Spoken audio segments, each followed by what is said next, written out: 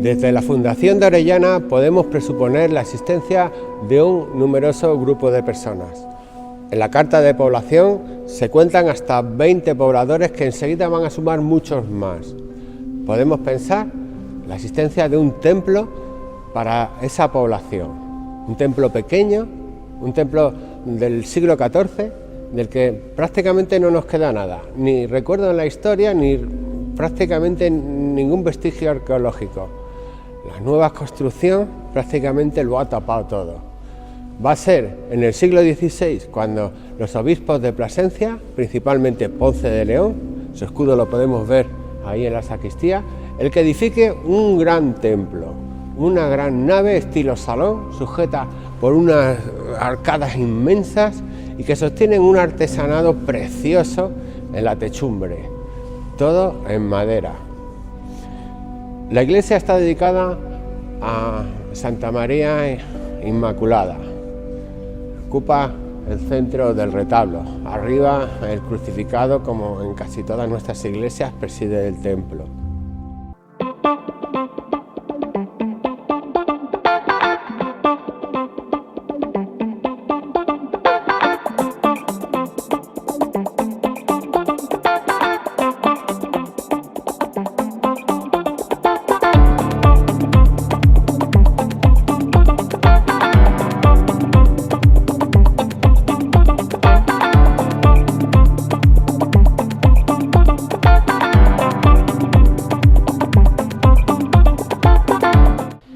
El Cristo de la Capilla ha estado siempre en la pared que es el lado del Evangelio.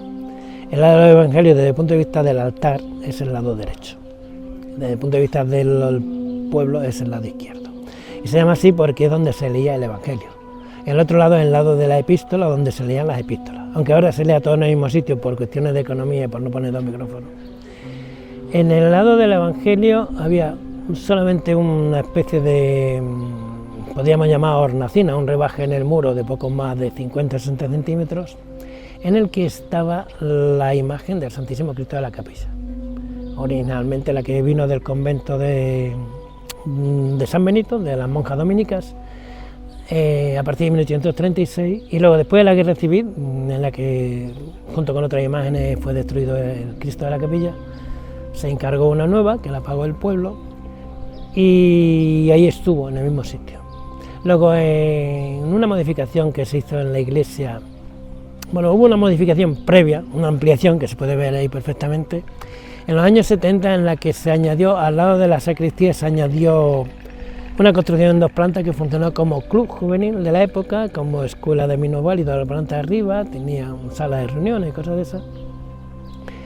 Y luego hacia 1995, 495, se quita el techo que separaba las dos plantas, se pone un techo, un artesonado de madera, con lo cual queda un espacio con más volumen constructivo, más vistoso, se ponen los zocalillos de mármol y el suelo, y se construye una capilla exclusivamente no, porque tiene luego más imágenes, expresamente para el Santísimo Cristo de la Capilla, porque bueno, que siendo el patrón de la localidad y siendo una imagen de gran veneración en el pueblo y pueblos alrededores, merecía tener una capilla acorde con la importancia, ¿no? Y para cerrar esa capilla encargan a Miguel Sansón, maestro de forja de Almorín. Cuando hablamos de forja estamos hablando de trabajar el hierro a estilo antiguo, no hay soldadura electrógena ni nada por el estilo, todo es a base de remache y de trabajar el hierro templado. Y es una hermosa verja que tiene, en el cerrojo de la verja tiene grabado la fecha y el sello de Miguel Sansón, y además hay un certificado que así lo acredita.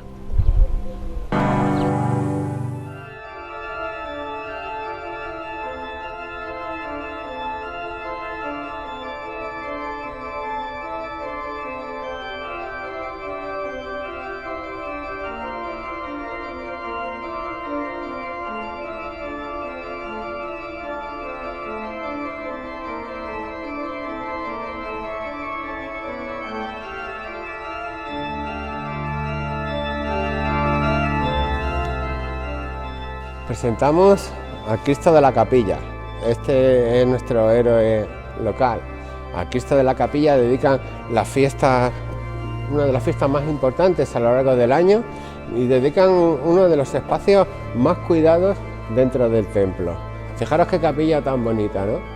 Todo lo que hemos visto en el templo comprimido y reducido bajo la vocación del Cristo Negro, de un Cristo Negro antiguo, ¿sabes?, que nos queda aquí en Orellana. Este dicen que vino del convento. Antiguamente había un Cristo gótico, no saber de qué época, y también desapareció durante la guerra.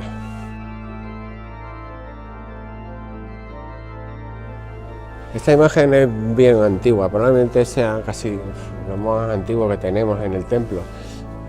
¿Veis? Tiene una oquedad donde se insertaba la reliquia del santo al que representa. Aquí tenemos tres piezas que conforman toda una época también muy perdida ya en el templo. ¿Veis la pila bautismal, una pieza de una sola piedra de granito? Es inmensa, es bastante grande para lo que encontramos en nuestras iglesias. Y junto a esta piedra, y quizás del mismo tiempo, nos encontramos casi la inscripción que nos cuenta de la construcción del altar, seguramente del retablo antiguo, en el año 1656. Esta misma fecha nos la encontramos en la puerta de la entrada, en la puerta principal de los pies, en el exterior, ¿no? Era un momento en el que las iglesias servían todavía de cementerios y la gente se enterraba en el interior de los templos. Los principales colocaban unas lápidas muy decoradas con las inscripciones de sus dueños encima de esas tumbas, con lo que las partes principales, las más cercanas al altar, siempre estaban ocupadas por las losas de los señores de la población.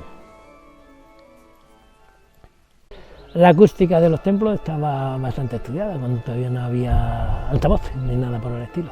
Entonces el ábside es semicircular y el cierre del ábside es una semicúpula, con una venera de granito, con 12 radios que se continúan en ladrillo, y no es casualidad, es una venera central y 12 más, a Cristo y los apóstoles. El simbolismo está presente siempre.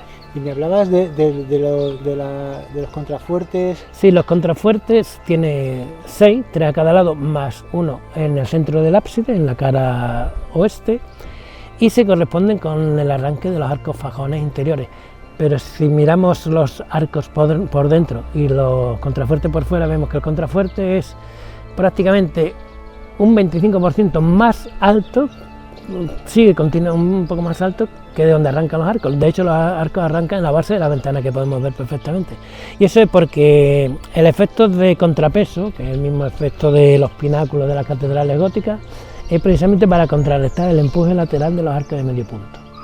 Porque además, en el acuerdo que firmaron Francisco de Becerra y don Pero Ponce de León, el obispo de la época de Plasencia. ¿Esta iglesia de Francisco Becerra? No me digas. Sí, además Francisco Becerra trabajó luego en la Catedral de Lima.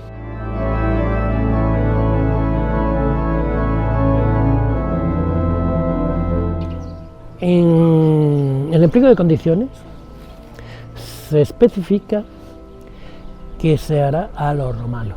O sea, ya hemos dejado atrás el gótico, los arcos ojivales, que tenían una gran ventaja, es que el empuje lateral era mucho menor. Por eso el gótico tiró tanto hacia arriba y aligeraron los muros, pusieron ventanas para darle muchísima luminosidad.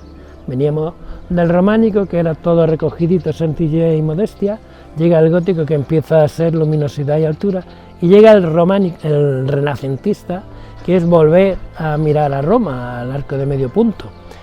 Y el arco de medio punto da más sensación de solidez, de seriedad, de rectitud y eso, pero ejerce más empujes laterales. Si ejerce más empujes laterales, lo tienes que contrarrestar con algo. La física, la gravitación universal impone sus leyes siempre.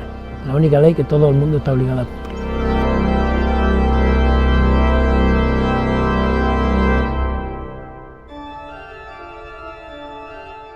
está muy curioso porque está el contrato, el pliego de condiciones, los avales, incluso algunas de las condiciones eran muy curiosas porque en época de siega, en época de estos trabajos agrícolas, se pararían las obras o solamente se dedicarían a hacer recopilación de materiales, porque entendemos que una obra de esta participaría todo el mundo, igual que antes hemos mencionado la presa llegó a tener Orellana 6.000 habitantes y las casas estaban habitadas, y el que no trabajaba alrededor de la presa trabajaba alrededor de los que trabajaban en la presa. Pues aquí ocurriría igual, que una obra de esta envergadura necesita canteros, maestros, albañiles, carpinteros y gente que los dé de comer, los atienda y los dé alojamiento. Y animales para acarrear, o sea que una obra de este tipo no podemos saber el tiempo que duró. Ya hemos dicho que en esa piedra pone 1631 y el contrato, el acuerdo de 1571. Dice, bueno, ¿Y por qué tiene una torre tan pequeña? es curioso porque en las mismas condiciones se especifica que la torre se haría más adelante. No sabemos si por cuestión económica, las obras siempre han sido caras. Francisco Becerra, nacido en Trujillo en el año de 1545, murió en Lima en 1605. Fue un arquitecto español muy productivo que trabajó en la América española durante el siglo XVI, especialmente México y Perú. Becerra es un personaje clave para el patrimonio extremeño y fue quizá el más importante de los que trabajaron en América. Es calificado como el mejor de la arquitectura española en América. Becerra se mueve dentro de las coordenadas gótico-platerescas, si bien apunta a la limpieza de líneas y formas con predominio de los valores arquitectónicos sobre los ornamentales. Su estética supone un contrapunto frente a las corrientes del momento.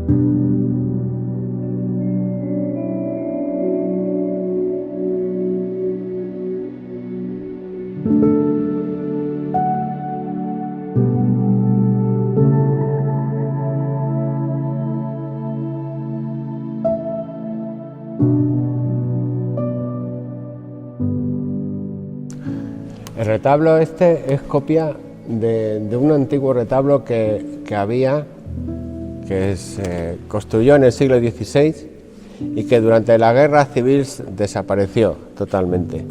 Se conservan algunas imágenes de ese retablo antiguo y han servido para hacer esta nueva obra de arte que remata el templo de una manera sensacional.